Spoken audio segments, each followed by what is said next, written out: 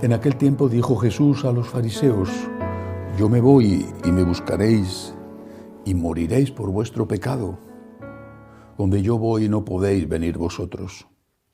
Los judíos comentaban: ¿será que va a suicidarse y por eso dice donde yo voy no podéis venir vosotros? Y él les dijo: vosotros sois de aquí abajo, yo soy de allá arriba. Vosotros sois de este mundo, yo no soy de este mundo.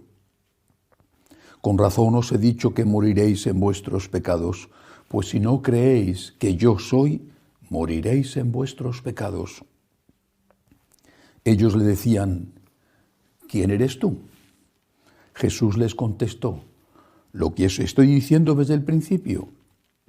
Podría decir y condenar muchas cosas en vosotros, pero el que me ha enviado es veraz y yo comunico al mundo lo que he aprendido de él. Ellos no comprendieron que les hablaba del Padre.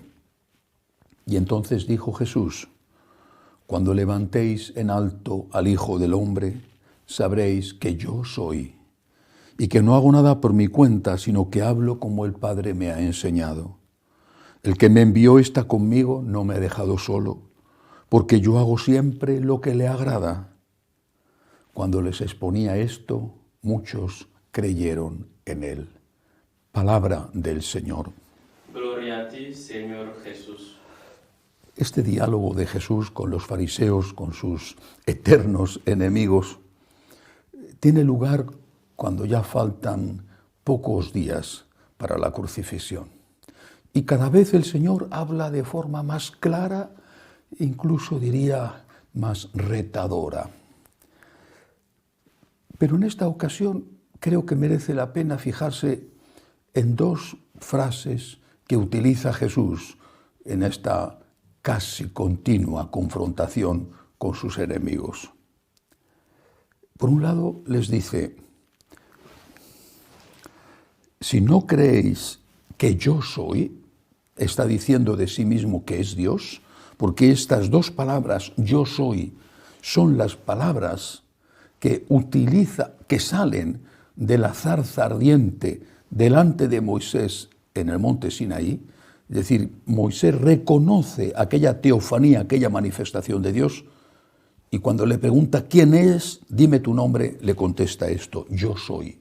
Cuando Jesús dice yo soy, si no creéis que yo soy, a nosotros seguramente nos pasa desapercibido, pero para aquellos, los escribas y los fariseos, equivalía a decir: si no creéis que yo soy Dios, moriréis en vuestros pecados. Primera meditación: creer que Cristo es Dios.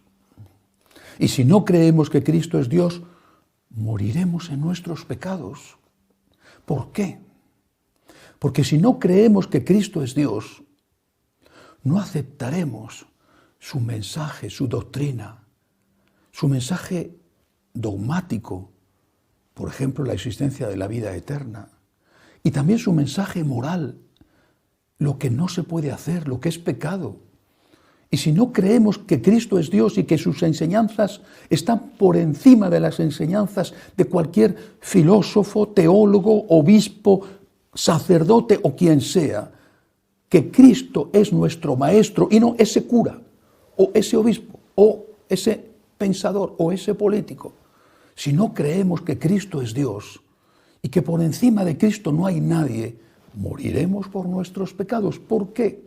Porque ese cura y ese obispo que te están engañando dándote un veneno dulce, porque te dicen que puedes pecar lo que quieras, porque eso no es pecado, y eso que te dicen es mentira, precisamente porque tú te lo crees, porque te conviene creerlo, pues morirás en tus pecados porque no considerarás que es pecado, no pedirás perdón por ello, no te arrepentirás, no recibirás el perdón.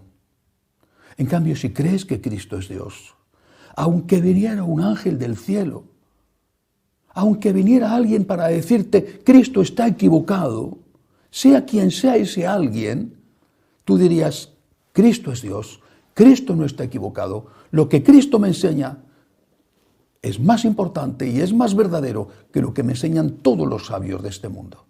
Y entonces, al aceptar su mensaje, reconocerás tus pecados, pedirás perdón y recibirás el perdón.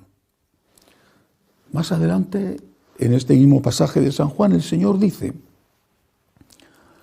cuando levantéis en alto al Hijo del Hombre, sabréis que yo soy. De nuevo el yo soy. Cuando levantéis en alto al Hijo del Hombre, cuando me crucifiquéis, ya estaba próximo. Cuando me crucifiquéis, sabréis que yo soy Dios. Pero esto es extraño, porque cuando le crucifican es cuando Jesús tiene menos apariencia de Dios. Podían pensar que era Dios cuando hacía aquellos portentosos milagros. Podían pensar que era Dios cuando nuestro Señor dio de comer a una multitud o resucitó a los muertos. Incluso, no los fariseos, mucha gente podía pensar que era Dios cuando escuchaba de su boca aquellas bellísimas parábolas, aquella doctrina tan esperanzadora. Pero en la cruz, ¿quién podía pensar que era Dios al verle torturado, flagelado, coronado de espinas, crucificado? ¿Quién podía pensar que era Dios? Era el escándalo de la cruz. Y sin embargo, allí se manifestaba ya su divinidad. ¿Por qué? Porque allí se manifestaba su amor de forma suprema e infinita. Y se manifestaba su amor porque no había querido renunciar a su divinidad, a su confesión de divinidad cuando le estaban juzgando en casa de Caifás. No había querido renunciar a su divinidad y a su realeza cuando le estaba juzgando Pilatos. No había querido renunciar en ningún momento para que le devolvieran la vida o lo que le quedara de maltratada vida después de la flagelación, cuando estando en la cruz se dirigió al Padre continuamente y le dijo: en tus manos encomiendo mi espíritu. Cristo es Dios siempre y tenemos que ser capaces de verle, de adorarle, de confesarle como Dios, también cuando está crucificado. Es decir, cuando está clavado, cuando está inmóvil, cuando es débil, cuando no puede hacer nada. Tenemos que confesarle como Dios cuando le vemos clavado en el sagrario, no puede moverse, atrapado en esa caja, y sin embargo allí débil, impotente, frágil, para que cualquier desalmado pueda llegar y hacerle daño. Allí nosotros confesamos su divinidad. Después corroboraremos, confirmaremos esa divinidad cuando le veamos resucitado, triunfante. Pero ya en la cruz le decimos: Señor, yo creo que tú eres Dios. Creo que tú eres Dios en la debilidad del niño de Belén. Y creo que tú eres Dios en la debilidad del hombre crucificado. Creo que tú eres Dios. No puedes hacer nada y sin embargo puedes hacerlo todo y misteriosamente aceptas no hacer nada. Y yo, ante este Dios frágil, impotente, entregado a la hazaña de sus enemigos, confieso tu divinidad. Y esto tiene tantas aplicaciones para nuestra vida. Porque normalmente cuando Dios no nos socorre, no nos auxilia, no hace un milagro, no atiende nuestras súplicas, vienen las dudas. Pero no es Dios, o si existe, yo no le importo, no me hace caso. Y sin embargo, en esos momentos es cuando tenemos que decirle: yo creo que tú eres Dios. No entiendo. Lo mismo que tú en la cruz no entendías.